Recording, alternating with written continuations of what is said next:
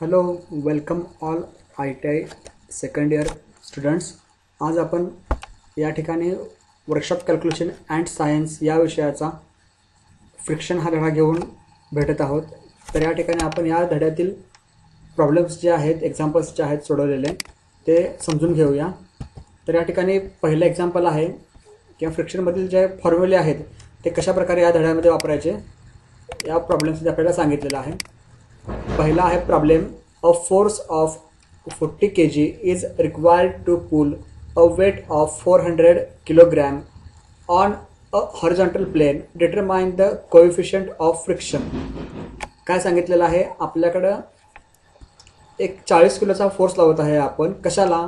Required to pull weight of 400 kilogram. 400 किलोग्रामचं वजन जे आहे ते आपण ओढत आहोत. किती फोर्सने किंवा ताकद लावली आहे आपण, तर आपण 40 किलो ताकदीने आपण एखादा 400 किलोचं वजन आहे ते हॉरिझॉन्टल प्लेनवरती म्हणजेच आडव्या सरफेसवरती किंवा आडव्या पृष्ठभागावरती ओढत आहोत. तर त्या ठिकाणी कोएफिशिएंट ऑफ फ्रिक्शन हा किती आहे तो आपल्याला माहिती करून घ्यायचा आहे. कोएफिशिएंट ऑफ फ्रिक्शन काढण्यासाठीचा फॉर्म्युला काय आहे? बरोबर फोर्स भागिले वेट. त्यालाच आपण सिम्बॉल वापरू शकतो F भागिले W. आता या ठिकाणी F म्हणजे काय आहे, तर आपण लावलेला फोर्स, तो फोर्स किती आहे? 40 किलोग्राम. ओके, तर कोएफिशिएंट ऑफ फ्रिक्शनचा फॉर्म्युला या ठिकाणी दिला आहे. सिम्बॉल आहे कोएफिशिएंट ऑफ फ्रिक्शनसाठी म्यू. याला बोलणारे आहे आपण म्यू.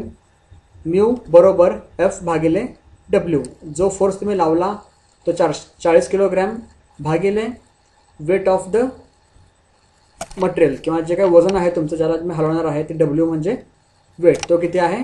400 किलोग्राम. तर याचा आन्सर येत आहे 0.1. यांचा भागाकार केला 40 भागिले 400, आन्सर येत आहे 0.1. आता म्यू जी क्वांटिटी आहे या क्वांटिटीला कोणत्याही प्रकारचं एकक नाही आहे. ही क्वांटिटी कशी आहे? युनिटलेस क्वांटिटी आहे. कोएफिशिएंट ऑफ फ्रिक्शन ही क्वांटिटी जी आहे ती युनिटलेस क्वांटिटी आहे. असं होण्यासाठी लक्षात घ्या की तुमचा अंश आणि छेद हा नेहमी जो आहे तो एकसारखा पाहिजे, जेणेकरून ह्या ठिकाणी किलोग्राम असेल वरती तर खाली पण किलोग्राम पाहिजे. अंशाच्या ठिकाणी जर ग्रॅम असेल तर छेदाच्या ठिकाणी पण देखील ग्रॅम पाहिजे. इथं वजन पाऊंडमध्ये असेल तर खालती पण वजन या ठिकाणी पाऊंडमध्ये पाहिजे, हे लक्षात घ्या. नेक्स्ट दुसरा प्रश्न. अ force of 30 newton is required to move a body of mass 35 kilogram on a flat surface horizontally at a constant velocity. Find the coefficient of friction.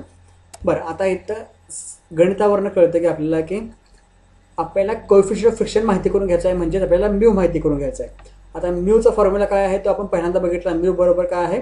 F भागिले W. म्यू बरोबर काय आहे? F भागिले W. आता या ठिकाणी F म्हणजे काय आहे, तर F म्हणजे आहे फोर्स. तो फोर्स सांगितला आहे आपल्याला, फोर्स सांगितला आहे आपल्याला 30 न्यूटन. ओके, आणि आपल्याला वेट दिलेलं किती आहे? W म्हणजे काय सांगितलं आहे? 35 किलोग्राम. आता या ठिकाणी एक क्वांटिटी जी आहे ती आहे न्यूटनमध्ये, दुसरी क्वांटिटी आहे ती आहे किलोग्राममध्ये. तर आपल्याला कन्व्हर्जन केलं पाहिजे न्यूटनचं किलोग्राममध्ये किंवा किलोग्रामचं न्यूटनमध्ये. ओके, तर या ठिकाणी काय सांगितलं आहे? मास ऑफ द बॉडी, त्या बॉडीचं वजन किती आहे? 35 किलोग्राम. हे आपलं काय झालं? Weight W. By taking the weight force बरोबर इक्वल टू 35 इंटू 10. आता हा 10 काय आहे? म्हणजेच 10 न्यूटन. 1 किलोग्राम बरोबर काय आहे? 10 न्यूटन. ॲक्च्युली हा 9.81 न्यूटन एवढा असतो, पण जर तुम्हाला दिलेलं नसेल समीकरणामध्ये 1 किलोची व्हॅल्यू किती आहे न्यूटनमध्ये, तर तुम्ही 10 न्यूटन घेऊ शकता. किंवा ज्यावेळी दिलेले असेल त्यावेळी सांगितलं असेल की 1 किलो बरोबर 9.81 न्यूटन. या ठिकाणी समीकरणामध्ये 1 किलो बरोबर किती न्यूटन सांगितलं नाही आहे, म्हणून आपण ते घेतो आहे 10 न्यूटन. तर 35 किलोग्राम बरोबर किती झाले? 35 गुणिले 10 350 न्यूटन. आता या ठिकाणी फोर्स पण न्यूटनमध्ये आहे व वेट फोर्स हा देखील कसा आहे? न्यूटनमध्ये आहे. त्यामुळं फोर्स 30 न्यूटन भागिले वेट जे आपलं आहे 350 न्यूटन आपल्याला मिळालेले, त्यांचा भागाकार केला तर उत्तर येत आहे आपल्याला 0.086. राउंडअप केला शेवटी तर राउंडअप करून उत्तर येत आहे 2 दशांश चिन्हापर्यंत 0.09. नेक्स्ट आहे तिसरा प्रश्न. A solid weights 20 kilogram. This is placed on a solid surface. How much force does it require to come in motion when coefficient of friction is 0.24. आता या ठिकाणी कोएफिशियंट ऑफ फ्रिक्शनची किंमत दिलेली आहे, म्हणजेच म्यूची किंमत दिलेली आहे 0.24. आपल्याला वेट सांगितलं आहे सॉलिडचं 20 किलोग्रॅम. तर या ठिकाणी फोर्स किती लागेल हे मटेरियल मूव्ह करण्यासाठी हा आपल्याला काढायचा आहे. आपल्याला माहितीप्रमाणे कोएफिशियंट ऑफ फ्रिक्शन बरोबर फोर्स भागिले वेट हा फॉर्म्युला मांडला. फॉर्म्युलामध्ये आपल्याला एफची किंमत माहीत नाही आहे. ज्या किमती माहिती आहेत त्या किमती आपण त्या ठिकाणी लिहिल्या. म्यूची किंमत 0.24, डब्ल्यूची किंमत 20. एफ माहिती करून घेण्यासाठी जो 20 ह्या ठिकाणी छेदाच्या ठिकाणी आहे तो बरोबर चिन्हाच्या पलीकडे गेला तर तो 0.24 होईल गुणाकार त्याचा. आपल्याला आन्सर मिळत आहे एफ बरोबर 4.8 kilogram. Next. A tanker with loaded weight of 14,500 kilogram is running on the road. If the coefficient of friction between tires and road surface is 0.28, find its force of friction. समीकरण सेमच आहे. या ठिकाणी म्यूची किंमत आपल्याला सांगितलेली आहे 0.28. आपल्याला टँकचं वजन दिलेलं आहे 14,500 किलोग्रॅम. तर एवढं वजन मूव्ह करण्यासाठी कोएफिशियंट ऑफ फ्रिक्शन 0.28 असताना आपल्याला किती फोर्स लागेल हा फोर्स आपल्याला या ठिकाणी फाइंड करायचा आहे. या ठिकाणी म्यूचा किंमत आहे 0.28, फोर्स आहे 14,500, वेट आहे 14,500 किलोग्रॅम. आता आपण या ठिकाणी फोर्स किती आहे तो माहिती करून घेऊया. म्यूची किंमत बघितली आपण मगाशी 0.28, weight force 14,500 kilogram, friction force आपल्याला काढायचा आहे. फॉर्म्युलामध्ये किमती घालणार आहे आपण. Mu is equal to F भागिले डब्ल्यू. म्यूची किंमत 0.28, एफची किंमत आपल्याला माहीत नाही तो आपण काढणार आहे. वेटची किंमत आहे 14,500 किलोग्रॅम. तर आता या ठिकाणी वेटची किंमत जे युनिट आहे वेट त्याचं युनिट आहे किती 14,500 किलोग्रॅम. हे किलोग्रॅममध्ये आहे. 0.28 ही जी क्वांटिटी आहे म्यू कोएफिशियंट ऑफ फ्रिक्शन याला कोणत्याही प्रकारचं युनिट नाही आहे.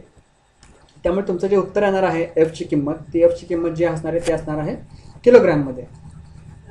आता एफची किंमत काढण्यासाठी जो एफला भागिले जे आहे 14,500 ते बरोबर चिन्हाच्या पलीकडे गेलं तर होणार आहे गुणाकारामध्ये. त्यामुळे ह्यांचा गुणाकार केला तर उत्तर मिळतं आहे आपल्याला 4,060 kilogram. Next question. A force of 800 gram weight is needed to pull a block weighing 3,200 gram. What is the coefficient of friction. Force किती आहे 800 ग्रॅमचा आणि ब्लॉकचं वजन किती आहे 3,200 ग्रॅम. तर आपल्याला कोएफिशियंट ऑफ फ्रिक्शन काढायचं आहे म्हणजेच म्यू काढायचं आहे. समीकरण माहिती आहे आपल्याला म्यू बरोबर एफ भागिले डब्ल्यू. एफ काय आहे फोर्स 800 ग्रॅम, 800 ग्रॅम या ठिकाणी लिहिला.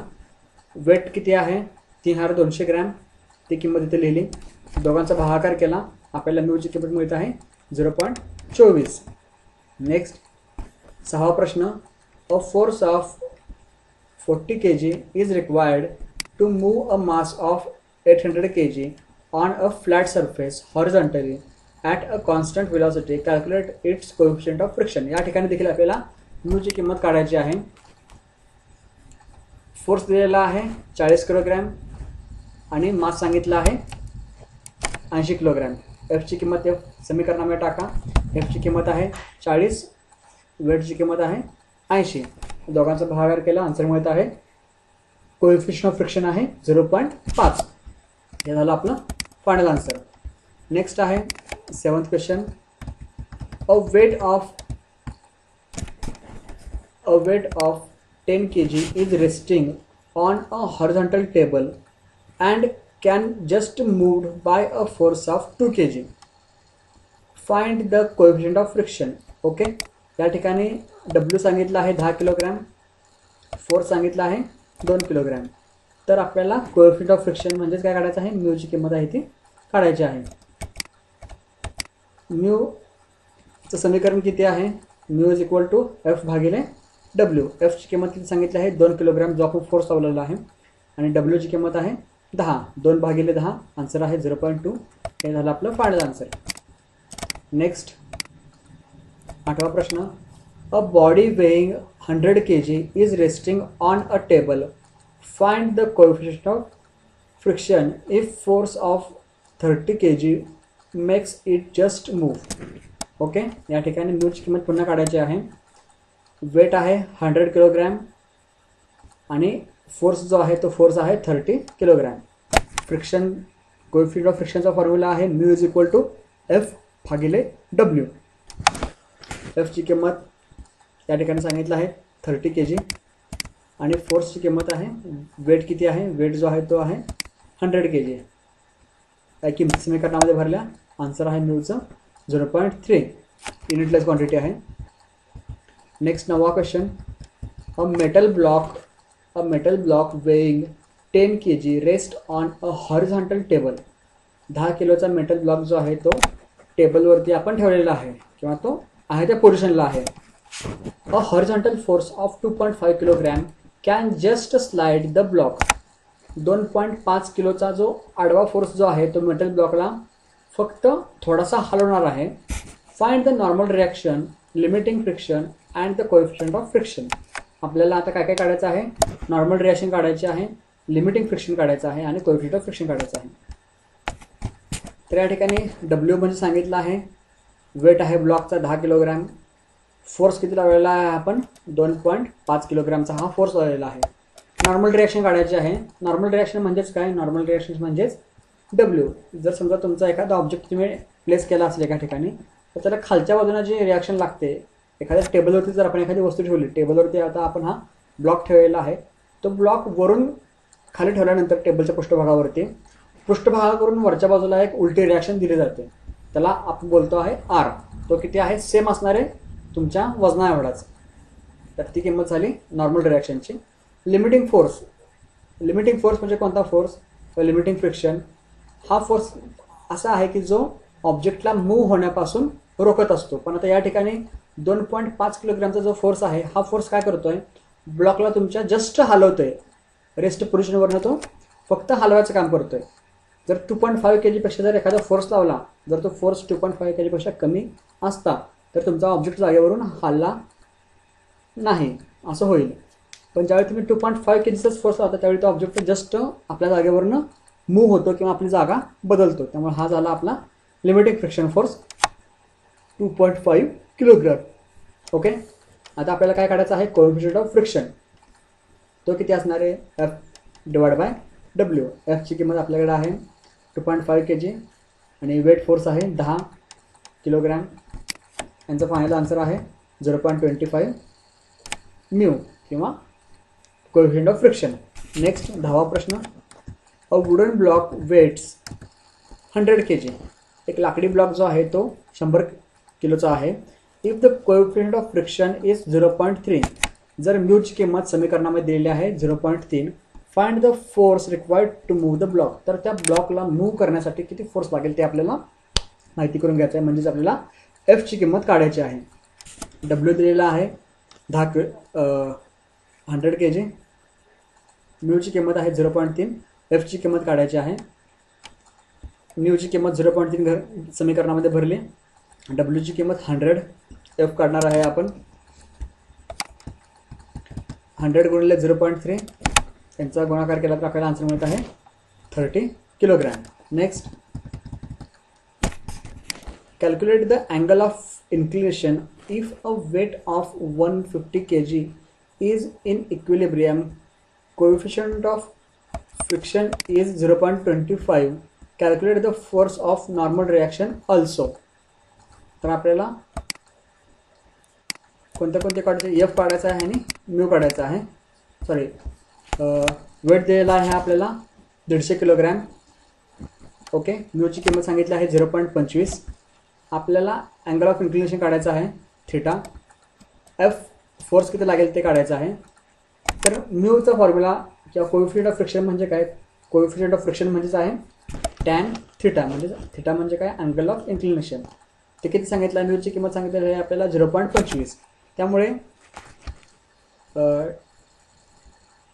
थिटा बरोबर किती मिळणार आपल्याला, थिटा बरोबर मिळणार आहे tan inverse of 0.25, tan inverse of 0.25. आता हे सोडवल्यानंतर आपल्याला आन्सर मिळते किती, 14 डिग्री आणि 2 मिनिट.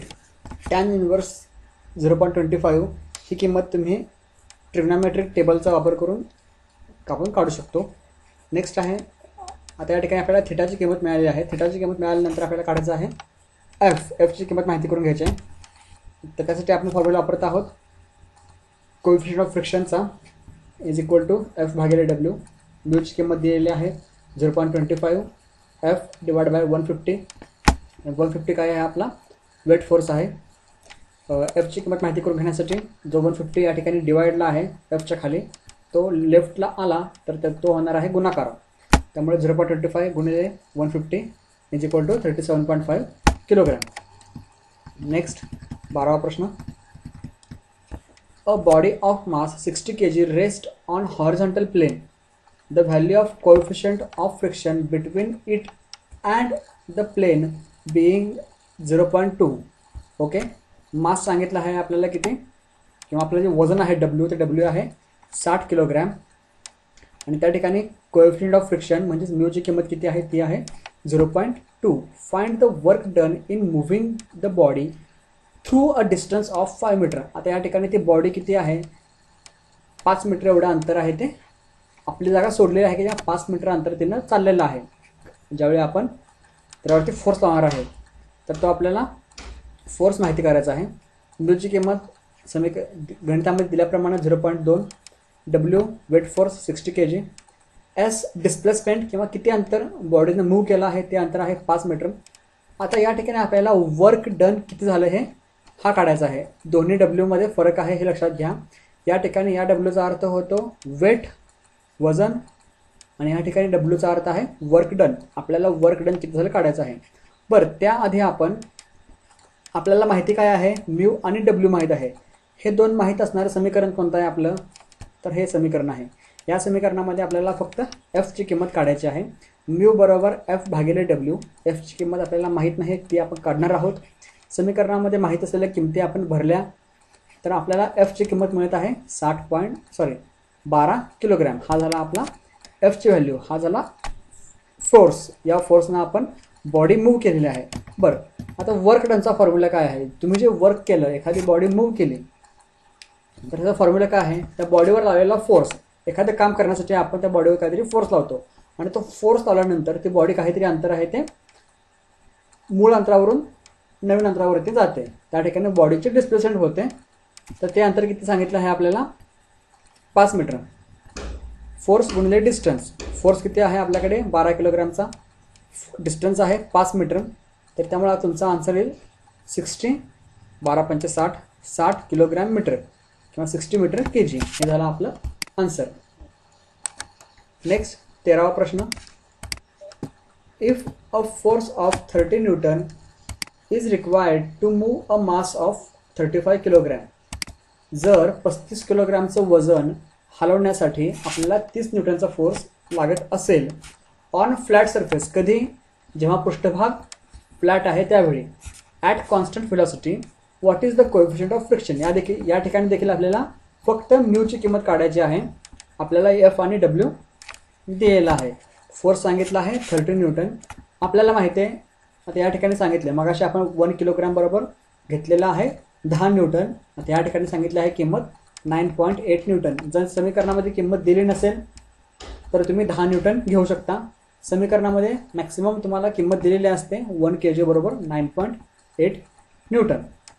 ओके, तर त्यामुळे काय होतं आहे, 35 किलोग्राम बरोबर किती न्यूटन झाले, 9.8 गुणिले 35 बरोबर 343 न्यूटन. आता या ठिकाणी फोर्स देखील न्यूटनमध्ये आहे आणि जे आपलं वेट होतं 35 kg त्याचे रूपांतर आपण केलेलं आहे न्यूटनमध्ये. ओके, तर दोन्ही किमती समीकरणामध्ये पुट केल्यानंतर आपल्याला नेक्स्ट भागाकार होणार आहे 30 भागिले 343 आन्सर येत आहे 0.087. ओके. नेक्स्ट 14वा प्रश्न. A block of ice weighing 1 quintal rests in equilibrium on a wooden plank inclined at 30 degree. एक बर्फाचा गोळा ठोकळा जो आहे तो एका ठिकाणी रेस्ट आहे. कधी? ज्यावेळी तो सरफेस जो आहे तो सरफेस 30 अंशामध्ये झुकलेला आहे त्यावेळी, म्हणजेच काय तो कुठं हलत नाही आहे. Find the coefficient of friction between the ice and the wood. तर आपल्याला कोएफिशिएंट ऑफ फ्रिक्शन आहे तो माहिती करून घ्यायचा आहे. 1 क्विंटल म्हणजे किती हे माहिती करूया आपण. 1 quintal is equal to 100 kg म्हणजेच किती 100 किलो. इन्क्लिनेशन सांगितलं आहे थिटा. थिटा बरोबर आहे 30 डिग्री. आता या ठिकाणी आपल्याला माहिती आहे म्यू बरोबर काय आहे. म्यू बरोबर टॅन थिटा बरोबर काय आहे एफ भागिले डब्ल्यू. हा फॉर्म्युला एकत्रित तुम्ही लक्षात ठेवा, हा गरजेचा आहे. म्यू बरोबर टॅन थिटा बरोबर एफ भागिले डब्ल्यू. आता या ठिकाणी म्यूची किंमत थिटाची किंमत दिलेली आहे. आपल्याला थिटा बरोबर किती आहे 30 degree. Mu is equal to tan theta. Tan थिटाची किंमत आहे 30 डिग्री. टॅन थिटा किंवा टॅन 30 बरोबर ट्रिग्नोमेट्रिक टेबलमध्ये आपल्याला किंमत मिळते 0.5774. ओके. किंवा या ठिकाणी आपण पाहू शकतो टॅन 30 तर कॅल्क्युलेटरमध्ये किंमत पुट केली तर आपल्याला 0.57 या प्रकारे आन्सर मिळत आहे. या ठिकाणी 5774 दिलेला आहे आन्सर, पण या ठिकाणी टोटल आन्सर या प्रकारे येतं आहे 0.57735. या ठिकाणी 3 नंतरची जी संख्या आहे ती 5पेक्षा मोठी किंवा 5 आहे, म्हणून आपण आधीच्या संख्येमध्ये एक ॲड करतो जेणेकरून 3 + 1 = 4. त्यामुळे आपला आन्सर येत आहे 0.5774. नेक्स्ट 15वा प्रश्न. Calculate the force that is required to slide a mass 980 kilogram or a guide when the coefficient of friction between the surface is 0.9. Okay. वजन किती आहे 980 किलोग्रॅम आणि म्यूची किंमत सांगितलं आहे 0.09. तर या ठिकाणी आपल्याला फोर्स काढायचा आहे. समीकरण पुन्हा मांडा. कोएफिशिएंट ऑफ फ्रिक्शन बरोबर mu is equal to F भागिले डब्ल्यू. एफची किंमत काढायची आहे. तर फॉर्म्युलामध्ये एफची किंमत काढायची आहे. म्यूची किंमत दिलेली आहे 0.09 व वेट आहे 980 किलोग्राम. या ठिकाणी वेटची किंमत 980 किलोग्राममध्ये आहे, त्यामुळे आपल्याला येणारा आन्सर एफची किंमत जी आहे ही एफची किंमत देखील आपल्याला मिळणार आहे किलोग्राममध्ये. जर समजा 980 किलोग्राम किंवा आपल्याला जर उत्तर विचारताना विचारलं असेल एफची किंमत न्यूटनमध्ये काढा असं सांगितलं असतं तर आपल्याला 980 किलोग्रामला 9.81 किंवा 10 गुणावं लागले असते. Okay. Next. A metal block weighing 10 kg rest on a horizontal board and the coefficient of friction between the surface is 0.22. 10 किलोचा ब्लॉक आहे आणि सरफेस कोएफिशिएंट ऑफ फ्रिक्शन जो आहे तो आहे 0.22. Find the horizontal force which will be just move the block. या ठिकाणी आपल्याला या ठिकाणी आपल्याला एफची किंमत काढायची आहे. नेक्स्ट बी काय आहे. The force acting at an angle of 30 degree with the horizontal which will just move the block. आता या ठिकाणी 2 केसेस आहेत. आपण पहिला बघूया. पहिली कंडिशन. पहिल्या कंडिशनमध्ये म्यूची किंमत दिलेली आहे 0.22. एफची किंमत काढायची आहे आणि वेट सांगितलं आहे आपल्याला 10 किलोग्रॅम. त्यामुळं त्यांचा गुणाकार केला 10 × 0.22 तर आन्सर मिळत आहे 2.2 किलोग्रॅम. आता या ठिकाणी नेक्स्ट आहे अँगल ऑफ इन्क्लिनेशन किती आहे आपल्याला सांगितलं आहे 30 डिग्री. तर यावेळेचा फोर्स काढायचा फॉर्म्युला आहे किंवा F divide by cos theta. आता कॉस थिटा म्हणजे काय तर थिटा म्हणजे किती दिली आपल्याला किंमत 30 अंश. ती 30 अंशाची किंमत आपण या ठिकाणी पुट करणार आहोत. एफ भागिले कॉस थिटा. एफची किंमत होती 2.2 भागिले कॉस 30. ट्रिग्नोमेट्रिक टेबलमध्ये कॉस 30ची किंमत मिळत आहे आपल्याला 0.8660 किंवा जर आपल्याकडे कॅल्क्युलेटर असेल तर कॅल्क्युलेटरवरती देखील आपण त्याची किंमत काढू शकता. आपल्याला विचारलं आहे किती कॉस 30 कॉस त्याची किंमत येते 0.8660. ही किंमत आपण या ठिकाणी भरली, त्याचा भागाकार केला, उत्तर मिळत आहे आपल्याला 2.54 किलोग्राम. नेक्स्ट 17वा प्रश्न. calculate the angle of inclination if a weight of 150 kg is in equilibrium, coefficient of friction is 0.25. Calculate the force of normal reaction also. Angle of inclination म्हणजे थिटा काढायचा आहे. फोर्स सांगितला आहे W 150 kg, mu ची किंमत आहे 0.25 आणि F देखील माहिती करून घ्यायचा आहे. ओके, आपल्याला माहिती आहे की टॅन थिटा बरोबर काय आहे म्यू. म्यू ची किंमत सांगितली आहे 0.25. थिटा बरोबर काय असणार आहे, थिटा बरोबर टॅन थिटा बरोबर म्यू म्हणजे थिटा बरोबर टॅन इनवर्स ऑफ म्यू. त्याची किंमत किती येते, टॅन इनवर्स ऑफ 0.25 बरोबर 14 डिग्री 2 मिनिट आणि 20 सेकंद. किंवा त्याचं उत्तर कॅल्क्युलेटरमध्ये अशा प्रकारे येते. आपल्याला विचारलेलं आहे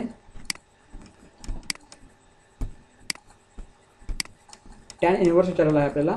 टॅन इनवर्स 0.25 आणि याचा आपण काढत आहोत टॅन इनवर्स व्यस्त काढत आहोत.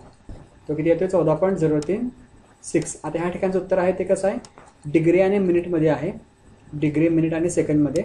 आणि या ठिकाणी उत्तर आहे ते डायरेक्ट 14.03 म्हणजे दशांशाच्या स्वरूपात दिलेलं आहे. आपल्याला यापैकी कोणतंही एखादं उत्तर आहे ते विचारलं जाईल. मॅक्सिमम करून अशा प्रकारे उत्तर आपलं येईल. म्यूची किंमत आलेली आहे. ओके, आता म्यूची किंमत किती आपल्याकडे 0.25. एफची किंमत आपल्याला काढायची आहे. डब्ल्यूची किंमत आपल्याला माहिती आहे ती आहे 150 किलोग्रॅम. त्यामुळे एफची किंमत आपण काढण्यासाठी 150 किलोग्रॅमचे इथं भागाकाराला आहेत ते बरोबर चिन्हाच्या पलीकडे गेले तर होणार त्यांचा गुणाकार 0.25 गुणिले 150 यांचा गुणाकार केल्यानंतर आन्सर येत आहे 37.5 किलोग्रॅम. नेक्स्ट 18वा प्रश्न. A body of mass 10 kg rest on a horizontal plane. 10 किलोची बॉडी जी आहे ती एखाद्या आडव्या सरफेसवरती आहे.